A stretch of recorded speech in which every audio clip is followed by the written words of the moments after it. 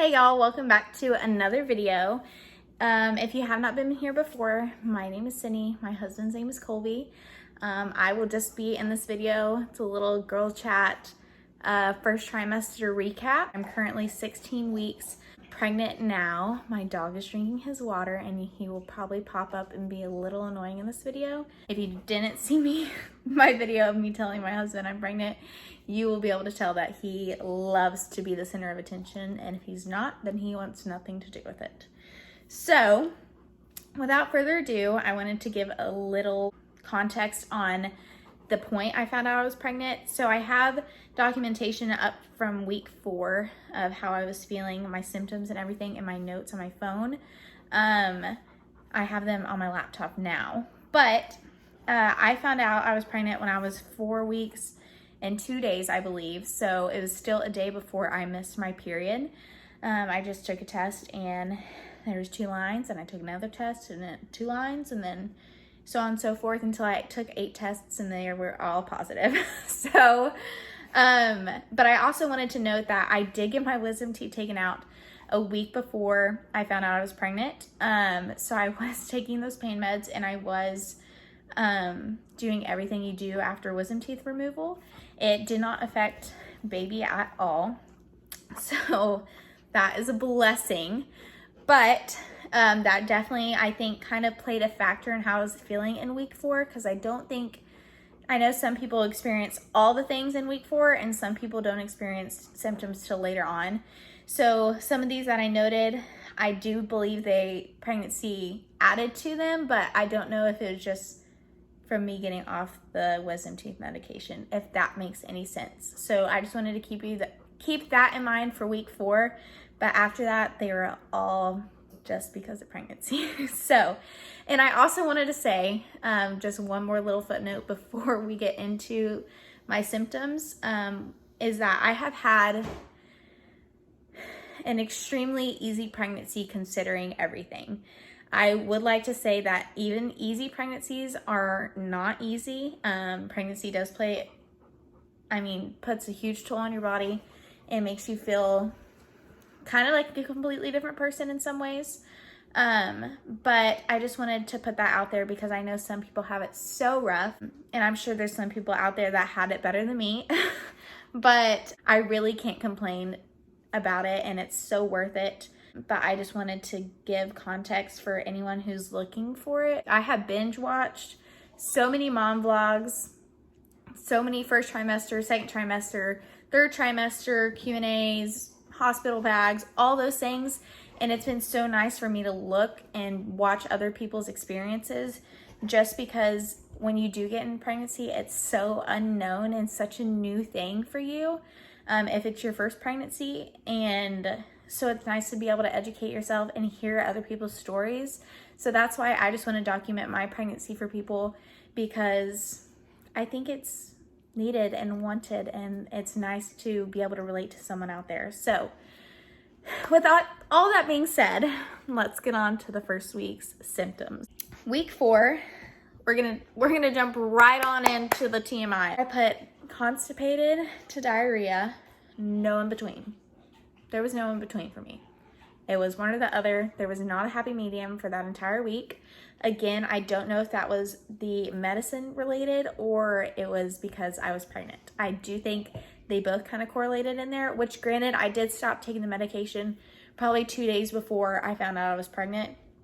But still, I do think there were side effects from the medicine that were still occurring, if that makes sense. If you hear my dog chewing on his bone, I apologize. I really if I took it away from him, he would be in the video the whole time. So next, I put headaches, very beginning of that week, and a backache, only for a day. I put that I had lots of discharge. Normally, I do have a good amount of discharge just as a normal human being, but I did notice a substantial increase in the amount of discharge I was experiencing, and so that was kind of one of my things that made me think I was pregnant, and a lot of the reason why I took a test.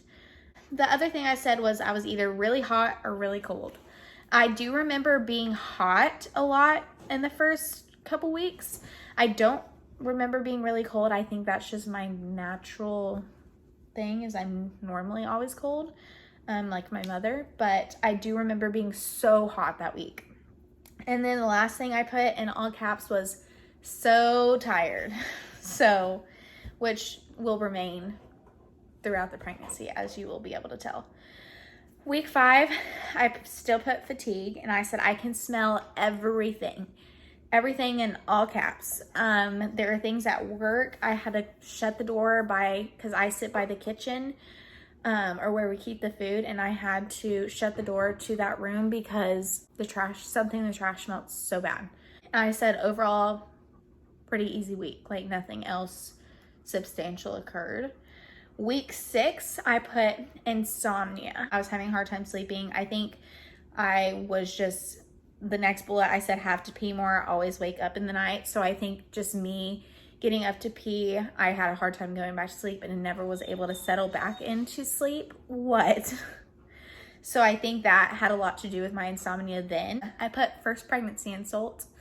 I don't think it was meant to be an insult. I just think the person that was talking to me doesn't have a filter, and that's all I'll say. I put fatigue, so I was just tired, wasn't sleeping well, and when you're pregnant, you're just tired all the time. Lower back pain, so I guess I still had some back aches throughout week 6. And no food sounds good. I was eating because I knew I had to eat, but nothing was like appealing to me. I just ate because I needed to eat. Luckily, I wasn't feeling nausea or any of that, so I was able to eat without throwing up or feeling nauseous. Nothing sounded good, and that's annoying because food's good, so you want to be able to enjoy what you're eating. And I put bloated, so I think that also went hand in hand with the no food sounds good, because when you feel bloated, you just don't want to eat. Week 7, I put extreme hunger on the first day. You'll see throughout my first trimester, I put this a couple times. There are just certain days and certain weeks that I felt like I could not get full to save my life. And I still feel that way on some days. But week 7 was the first time that after I didn't want to eat anything and nothing sounded good, I hit week 7 and I was like, I need to eat everything because I cannot get full. And then I went from being extremely hungry all of a sudden to extremely nauseous, but I didn't throw up. I've been lucky enough to not throw up my entire pregnancy so far, and I'm 16 weeks, so I'm hoping that remains the same. My mom and my grandma didn't have issues with nausea, so I'm hoping that just runs in our family. He's got duct tape.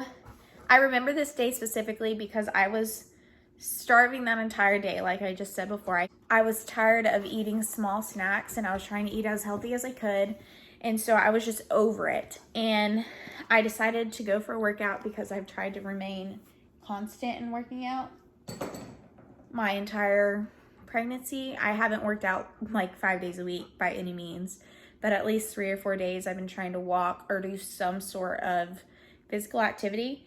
So I was extremely hungry that entire day. I went and worked out, and then Colby came home from work and picked me up so we could go look at our house that's being built. And throughout my workout, I got even more hungry, and I guess I just got to the point that I was so starving to being extremely nauseous. Like I hadn't felt nausea like that my entire pregnancy, and I felt like I was gonna throw up, but I didn't. I remember being miserable the entire car ride. And then I also put that week, always feel full, nothing sounds good to eat. So although nothing sounded good to eat, I was starving, which is not a good combo. I said acne is getting so much worse. So I guess I didn't put acne in week 4 or 5 or 6, but I did have little acne ever since I had gotten off of birth control. 7 months prior, I've had little acne spots, but nothing bad. But I did notice a flare-up as soon as I was pregnant. I said chocolate milk is delish. So no food sounded good, but I do remember wanting chocolate milk and drinking chocolate milk probably 2 or 3 times a day because it was the only thing that sounded so good. So it was definitely my first pregnancy craving.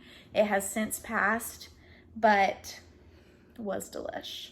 Then I said my nipples hurt, but my boobs don't. Only sensitive when out of the bra. When in the shower, it feels like needles on my nipples. I still feel like this sometimes. I cannot face the shower unless I have like a wash rag over me or if I'm just covering myself, because it literally feels like I'm being stabbed with little needles all over my nipples. But my boobs in itself weren't sore. It was just my nipples. So take that with what you want to. Going into week 8, all I have for week 8 was vivid dreams, and they're kind of scary. I remember having just like nightmares all the time. I'm getting a little out of breath. It's pregnancy. So week 9 is when my pregnancy anxiety started ramping up, just because I noted that I had cramping. And obviously cramping in pregnancy is normal because your uterus is stretching so much, but the amount and the pain I was feeling while I was cramping was abnormal to me. I was nervous, and I remember just trying to tell myself, it's just my uterus stretching, I'm fine, you know, everything's okay. But when it's constant and you feel it so often and you hear so many horror stories, I just felt scared, and I had anxiety that something bad was happening and I didn't have control over it, and I didn't, like, how do you know? Like, how do you know? So, I also put my acne was getting worse, and then uncomfortable when I sleep. My hips hurt from laying on my sides. I've always been a person to lay on both my sides, my back, and my stomach. So I guess when I got uncomfortable, I just flipped to whichever one made me comfortable at the time. But I was trying to get really in the habit of just sleeping on my sides, and I've always had hip issues, but it really, really hurt my hips by laying on my sides the entire night. Week 10, I put cramping still. So this is what made me nervous, is because I thought, like, with my uterus stretching, it was just going to be kind of like a small amount of time, you know, and that they weren't that painful, because when you read about it, it doesn't really explain. I don't know. So I ended up calling my doctor, and I asked, like, hey, I'm cramping. Is this okay? Like, I'm cramping a lot and it hurts. And she was like, yes, it's normal to cramp in your first trimester. Your uterus is stretching. Your body's going through changes you don't realize it's going through. So, like, it's okay. Calm down. You'll be fine. So that was a little reassuring, but I was talking to my grandma and my mom about it, and they were just a little nervous too, just because of how often I was cramping. And I noticed that if I was walking or like doing physical activity of any sort, like even just doing the dishes, like my cramping would amp up. So I remember Colby cooking a lot that week, and me just like sitting on the couch because they hurt.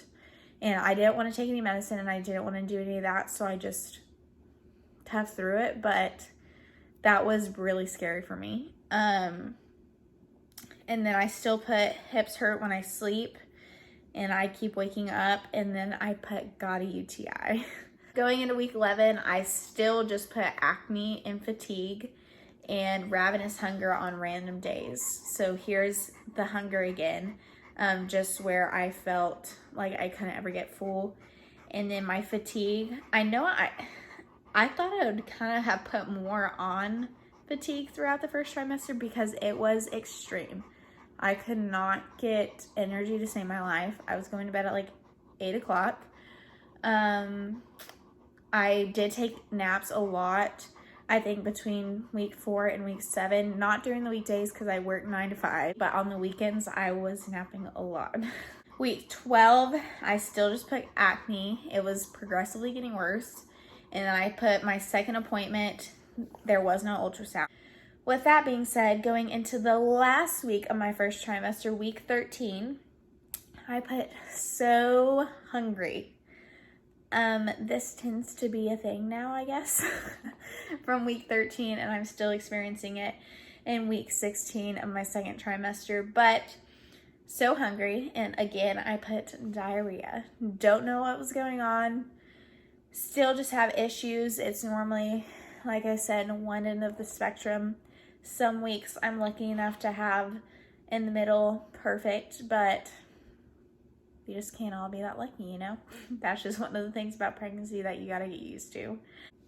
I put really starting to notice my little bump. I said that and I believe it because I do think like your uterus is growing.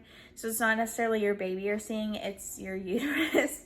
But I did start to notice a little bump and it was fun and cute to see it, and Colby noticed it. But that also came with my jeans getting a little tighter and my clothes feeling a little less comfy, you know? Next I put indigestion, and then I put body hair and nails growing like weeds. I noticed fuzz and hair growing on my stomach, which everyone has hair everywhere, you know, but the hair on my stomach was especially growing really fast and it just made me feel weird. My leg hair is growing faster. Everywhere you don't want hair to grow, that's where hair was growing way too fast. And my nails were also growing, and they're still growing. I know I don't have them painted, but they are getting very long and strong, which I love. But that was that. And then I put pizza with the heart emoji. I was craving pizza.